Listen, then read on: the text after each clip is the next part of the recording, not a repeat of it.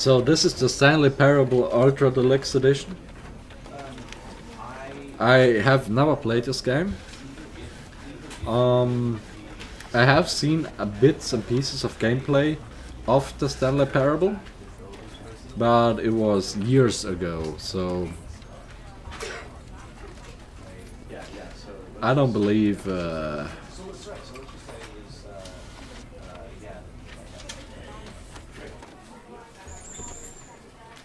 I remember much. But anyways, let's see. It's a blind playthrough. This is the story of a man named Stanley. Stanley worked for a company in a big building where he was employee number 427. Employee number 427's job was simple. He sat at his desk in room 427 and he pushed buttons on a keyboard. Orders came to him through a monitor on his desk, telling him what buttons to push, how long to push them, and in what order. This is what employee 427 did every day of every month of every year. And although others might have considered it soul-rending, Stanley relished every moment that the orders came in, as though he had been made exactly for this job. And Stanley was happy. Was he now? And then one day, something very peculiar happened. Something that would forever change Stanley. Something he would never quite forget. He had been at his desk for nearly an hour when he realized that not one single order had arrived on the monitor for him to follow. No one had showed up to give him instructions, call a meeting, or even say hi.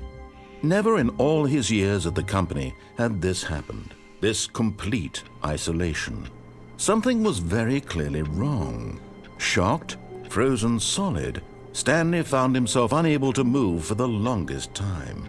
But as he came to his wits and regained his senses, he got up from his desk and stepped out of his office.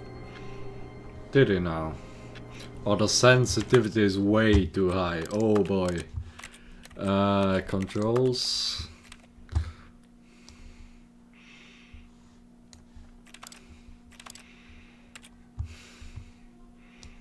Where do I change the sensitivity?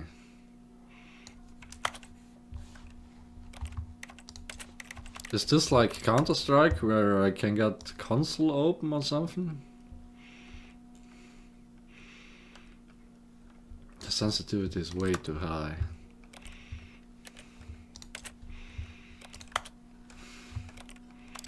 Camera sensitivity, let's do it 2? Nah.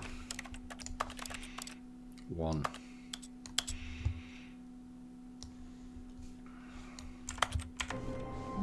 Yeah, that's better. Alright.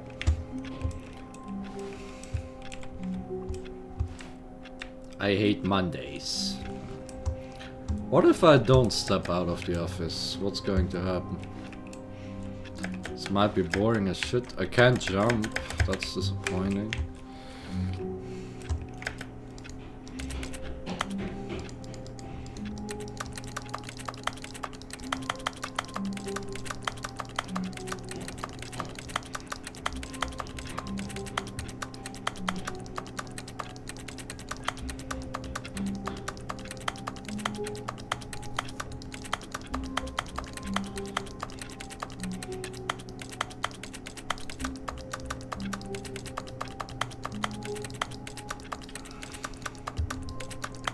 Let me just hit keys randomly.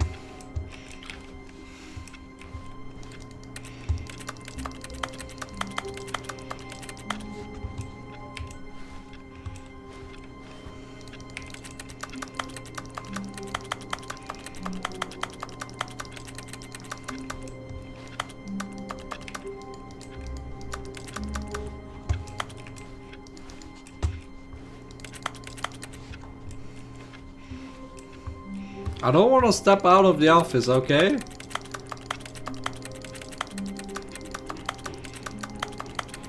It's a great office, but they pay me by the hour.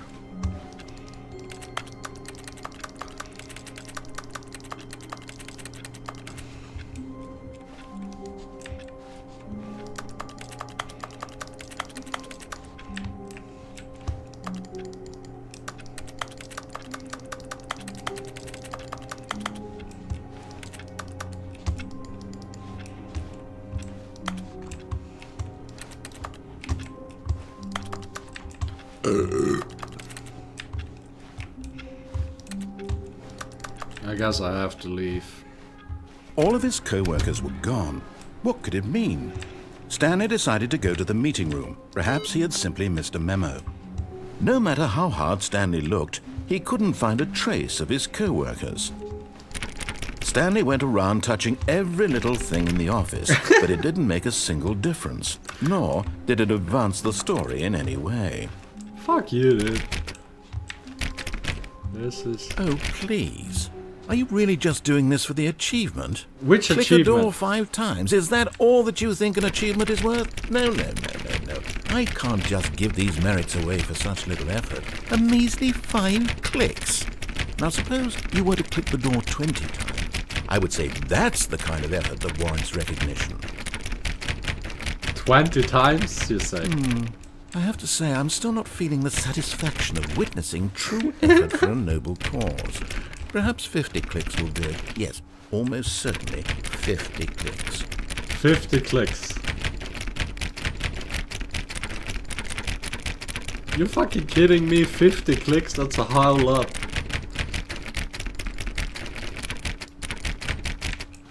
Let's try this door. I like this door more. Where's room 420?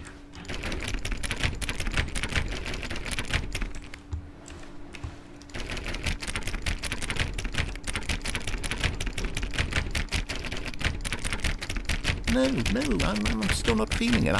I want this achievement to have meant something. It has to be a true reward for valiant effort. I want to see some hustle, Stanley. I want to see commitment, a willingness to go all the way, no matter what the cost. Why don't you go put 20 clicks into door number 417? 417.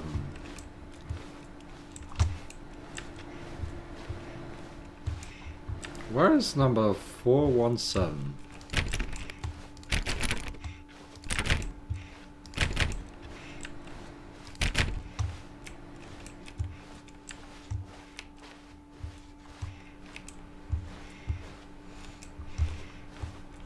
I don't see what number 417.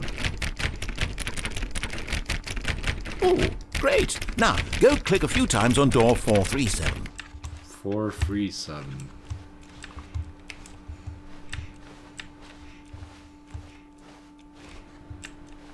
Excellent. I think we're getting somewhere. Now, door 415. Let's give it 10 clicks or so. 415.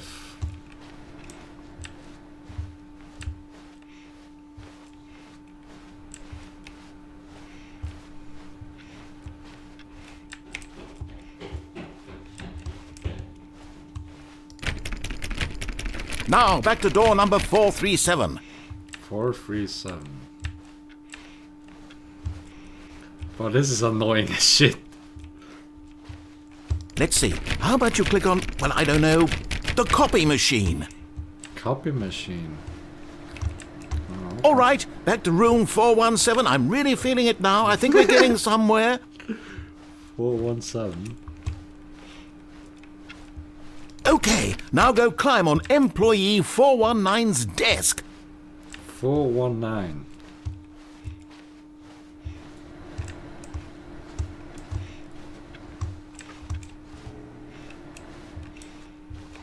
Where's 419?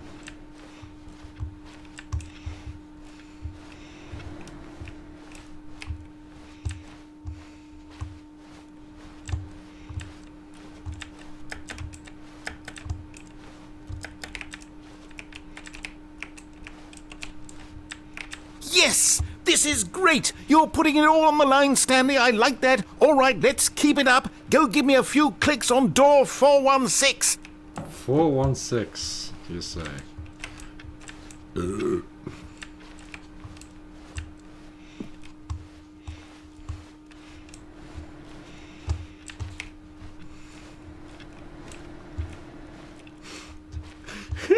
Four 416, okay. Where could 416 be? Ah. We've almost got it! Now the copy machine, do that one again! The copy machine, alright. Where is it? Finish Finish it off, Stanley! 5 clicks on door 430! 1, 2, 3, 4. Yes! We did it! Oh, wow. That felt amazing. Oh, you really earned it, Stanley. Nothing could hold you back. Yes, I'm very proud of how far we've come today. Just think, only a few minutes ago, you believed an achievement was worth 5 little clicks. Really now, what were you thinking? Did I get an achievement for that? No, I didn't. This was a giant waste of time, wasn't it? Go fuck off!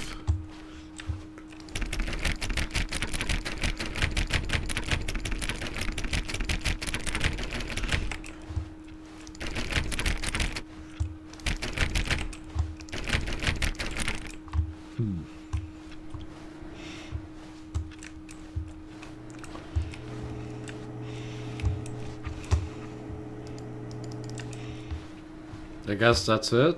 No achievement, no nothing. I don't know, I don't have Steam overlay enabled. Am I getting an achievement for this or not? Well, I'm about to find out someday. When Stanley came to a set of 2 open doors, he entered the door on his left. Yeah, why not?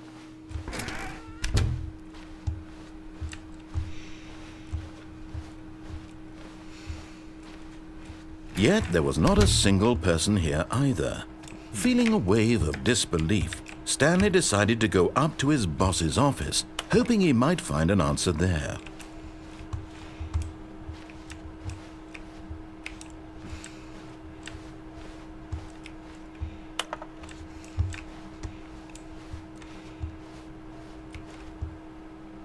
Using slides to assure employees that everything is okay. Make sure everyone is unique. You most of all. Oh, fuck off.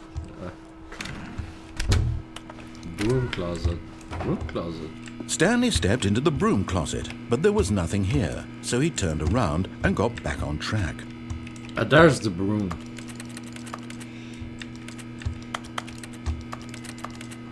There was nothing here. No choice to make, no path to follow, just an empty broom closet. No reason to still be here. I like the broom closet. Fuck off. It was baffling that Stanley was still just sitting in the broom closet. He wasn't even doing anything. At least if there was something to interact with, he'd be justified in some way. As it is, he's literally just standing there doing sweet FA. You're not allowed to say fuck all? I love fuck all. Are you really still in the broom closet? Standing around doing nothing? Yeah. Why? Please offer me some explanation here. I'm genuinely confused. I like the broom closet, don't I? It really shows that this is a half. You do realize there's no choice or anything in here, right? If I'd said Stanley walked past the broom closet, at least you would have had a reason for exploring it to find out. But it didn't even occur to me because literally this closet is of absolutely no significance to the story whatsoever. I never would have thought to mention it. I'm a broom closet enthusiast, okay? Maybe to you this is somehow its own branching path. Maybe when you go talk about this with your friends you'll say, "Oh, did you get the broom closet ending? The broom closet ending was my favourite." I hope your friends find this concerning.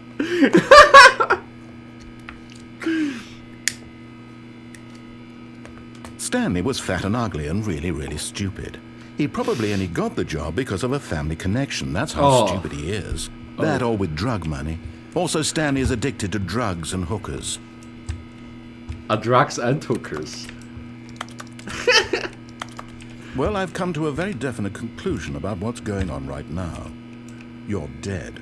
I'm dead? You got to this broom closet, explored it a bit, and were just about to leave because there's nothing here, when a physical malady of some sort shut down your central nervous system and you collapsed on the keyboard. Well, in a situation like this, the responsible thing is to alert someone nearby so as to ensure that your body is taken care of before it begins to decompose. Hello? Anyone who happens to be nearby? The person at this computer is dead. They have fallen prey to any number of your countless human physiological vulnerabilities. It's indicative of the long-term sustainability of your species. Please remove their corpse from the area and instruct another human to take their place, making sure they understand basic first-person video game mechanics and filling them in on the history of narrative tropes in video gaming, so that the irony and insightful commentary of this game is not lost on them. I see. All right. When you've done that, just step out into the hallway.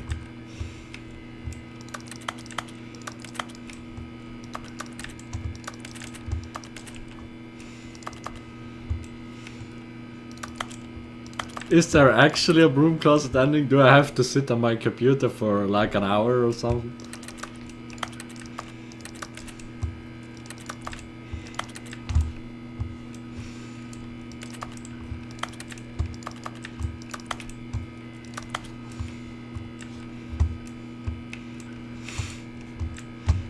Did you get the broom closet ending? Bruh, imagine.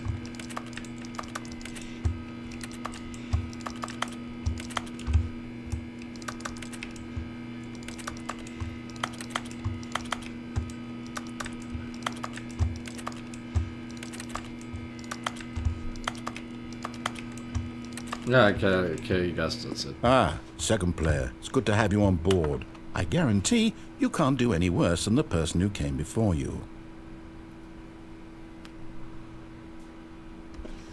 Alright. Coming to a staircase, Stanley walked upstairs to his boss's office. Nope.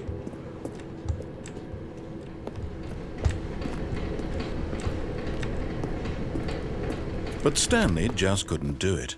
He considered the possibility of facing his boss, admitting he had left his post during work hours. He might be fired for that. And in such a competitive economy, why had he taken that risk? All because he believed everyone had vanished? His boss would think he was crazy. And then something occurred to Stanley. Maybe, he thought to himself, maybe I am crazy. All of my co-workers blinking mysteriously out of existence in a single moment for no reason at all? None of it made any logical sense. And as Stanley pondered this, he began to make other strange observations. For example, why couldn't he see his feet when he looked down? Why did doors close automatically behind him wherever he went? And for that matter, these rooms were starting to look pretty familiar. Were they simply repeating? No, Stanley said to himself, this is all too strange. This can't be real. And at last, he came to the conclusion that had been on the tip of his tongue. He just hadn't found the words for it. I'm dreaming, he yelled. This is all a dream. Oh, what a relief Stanley felt to have finally found an answer, an explanation. His co-workers weren't actually gone. He wasn't going to lose his job. He wasn't crazy after all. And he thought to himself, I suppose I'll wake up soon. I'll have to go back to my boring real-life job pushing buttons. I may as well enjoy this while I'm still lucid. So, he imagined himself flying and began to gently float above the ground. What? Then he imagined himself soaring through space on a magical starfield, and it too appeared. It was so much fun, and Stanley marveled that he had still not woken up. Yo, How that's was sick. he remaining so lucid? And then perhaps the strangest question of them all entered Stanley's head. One he was amazed he hadn't asked himself sooner. Why is there a voice in my head dictating everything that I'm doing and thinking?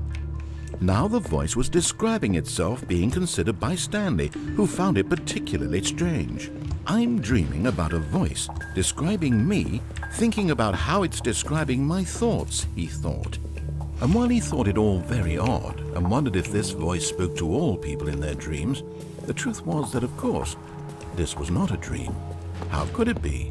Was Stanley simply deceiving himself, believing that if he's asleep, he doesn't have to take responsibility for himself? Stanley is as awake right now as he's ever been in his life. Now, hearing the voice speak these words was quite a shock to Stanley. After all, he knew for certain, beyond a doubt, that this was in fact a dream. Did the voice not see him float and make the magical stars just a moment ago? How else would the voice explain all that? This voice was a part of himself too. Surely, if he could just... He would prove it. He would prove that he was in control, that this was a dream. So he closed his eyes gently, and he invited himself to wake up. He felt the cool weight of the blanket on his skin, the press of the mattress on his back, the fresh air of a world outside this one. Let me wake up, he thought to himself. I'm through with this dream. I wish it to be over. Let me go back to my job. Let me continue pushing the buttons. Please, it's all I want. I want my apartment, and my wife, and my job. All I want is my life exactly the way it's always been. My life is normal. I am normal. Everything will be fine. I am okay.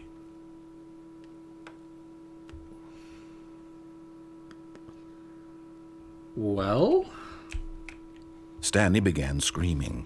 Please, someone, wake me up. My name is Stanley. I have a boss. I have an office. I am real. Please, just someone tell me I am real. I must be real. I must be. Can anyone hear my voice? Who am I? Who am I? And everything went black. Oh boy. This is the story of a woman named Mariella. Mariella woke up on a day like any other. She arose, got dressed, gathered her belongings, and walked to her place of work. But on this particular day, her walk was interrupted by the body of a man who had stumbled through town talking and screaming to himself, and then collapsed dead on the sidewalk. And although she would soon turn to go call for an ambulance, for just a few brief moments she considered the strange man. He was obviously crazy, this much she knew. Everyone knows what crazy people look like. And in that moment, she thought to herself how lucky she was to be normal. I am sane. I am in control of my mind. I know what is real and what isn't. It was comforting to think this, and in a certain way, seeing this man made her feel better. But then she remembered the meeting she had scheduled for that day, the very important people whose impressions of her would affect her career, and by extension, the rest of her life. She had no time for this, so it was only a moment that she stood there, staring down at the body. And then she turned and ran. So I got the mental health ending? Okay, that was a dark ending.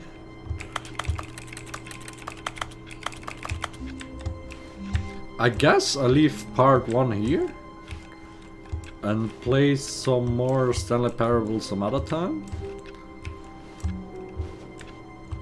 Yeah, I guess so. Just Alt F4 here. Yeah, thanks for watching. Have a great one. See you guys around.